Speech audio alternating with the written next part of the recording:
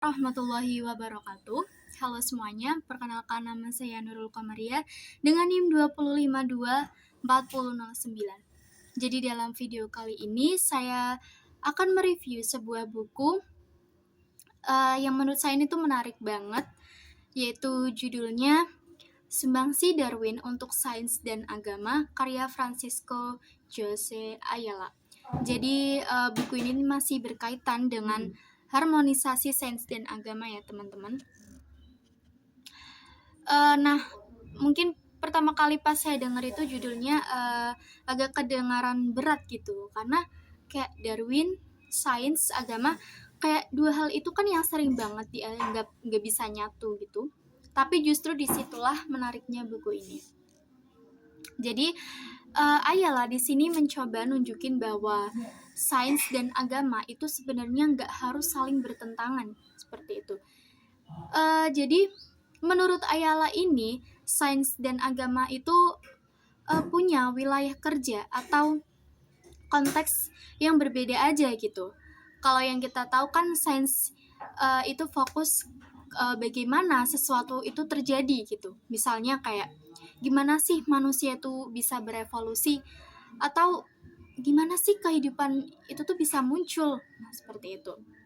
Nah sedangkan agama ini tuh lebih fokus ke mengapa gitu, kayak seperti kenapa sih kita itu ada, kenapa sih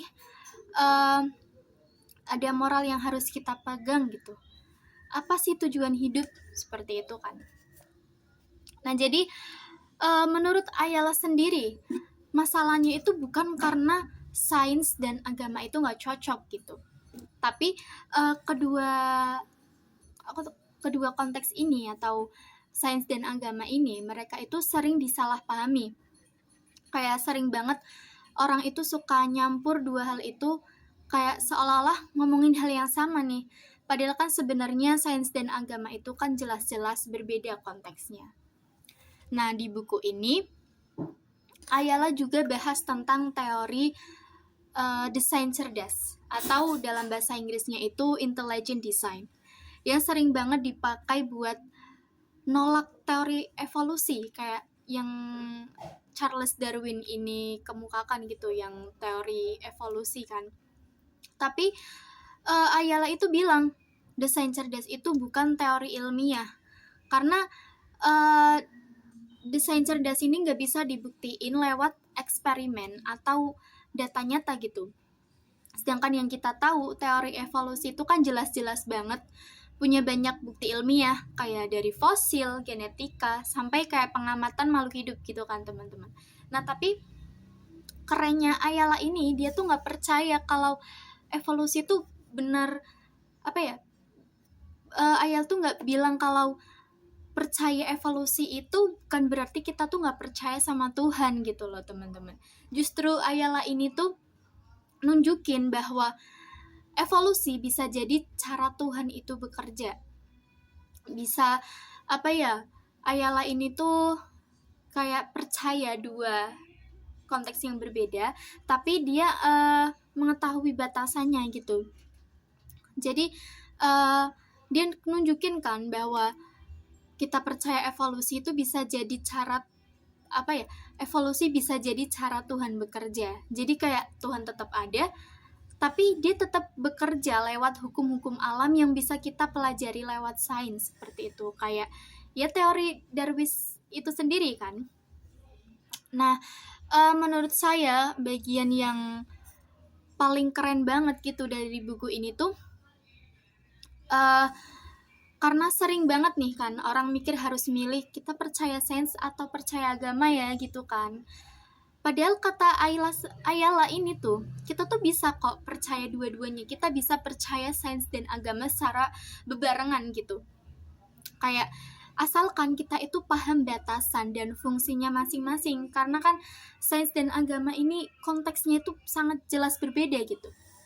Nah secara umum ada 3 hal besar yang saya tangkap dari buku ini tuh. Yang pertama, evolusi itu salah satu pencapaian terbesar dalam dunia sains gitu. Yang kita tahu kan ya sudah ada data jelasnya gitu kan. Nah, yang kedua, konflik antara sains dan agama sebenarnya itu bisa kita hindari kok teman-teman. Kalau kita itu ngerti konteksnya, ngerti batasannya dan fungsinya seperti yang saya jelaskan tadi. Dan yang ketiga, menerima teori evolusi itu nggak berarti kita itu nolak iman gitu. Jadi kita tetap tengah-tengah gitu, nggak memihak salah satunya. Jadi menurut saya dari buku ini tuh ngajak kita nih buat berpikir lebih terbuka, buat lebih open minded gitu. Misalnya kayak kita lihat keberagaman makhluk hidup, itu tuh kita bisa kagum gitu, bukan cuma dari sisi sains tapi juga secara spiritual. Kayak misal kita melihat hewan apa nih dan kita takjub gitu kan, kayak kita pasti bilang kayak, oh ternyata ciptaan Tuhan tuh rumit banget ya, kayak sedetail ini dan sebagus dan cakep ini gitu.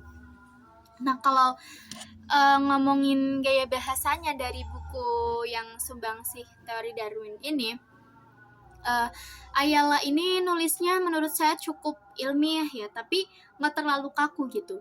Kayak masih bisa dinikmati, asal kalau kita tuh bacanya pelan-pelan gitu, dipahami sedikit demi sedikit, nggak kayak langsung kita baca semuanya gitu. Nah, mungkin agak padat gitu ya di bagian istilah biologinya gitu. Tapi untuk buku ini yang Ayala tulis ini nggak terlalu bikin pusing banget sih menurut saya, kayak masih bisa dicerna gitu dari istilah biologinya. Nah, maaf ini dari yang saya suka, Ayala ini tuh dia moderat banget dan tenang. Kalau istilahnya itu kayak dia tuh bersikap tengah-tengah gitu. Jadi dia tuh nggak menyerang pihak manapun dan nggak